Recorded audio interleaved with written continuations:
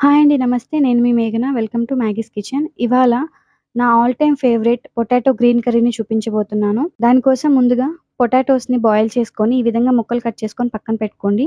ఇప్పుడు మిక్సీ జార్‌లో 2 పెద్ద ఉల్లిపాయలని కట్ చేసుకొని వేసుకోండి. అలాగే 10-15 పచ్చిమిరపకాయలు, ఒక పావు టేబుల్ స్పూన్ జీలకర్ర, ఒక ఫుల్ టేబుల్ స్పూన్ ధనియాలు వేసుకొని, వీటిని కచ్చాపచ్చాగా పేస్ట్ చేసుకొని పక్కన పెట్టుకోవాలి. ఈ విధంగా ఇప్పుడు పెనం మీద ఆయిల్ వేసుకొని, దాంట్లోకి మనం గ్రైండ్ చేసి పెట్టుకున్న పేస్ట్‌ని వేసేసి దోరగా వేయించుకోవాలి. ఇప్పుడు దాంట్లోకి ఉప్పు, ఒక హాఫ్ టేబుల్ స్పూన్ పసుపు వేసుకోండి.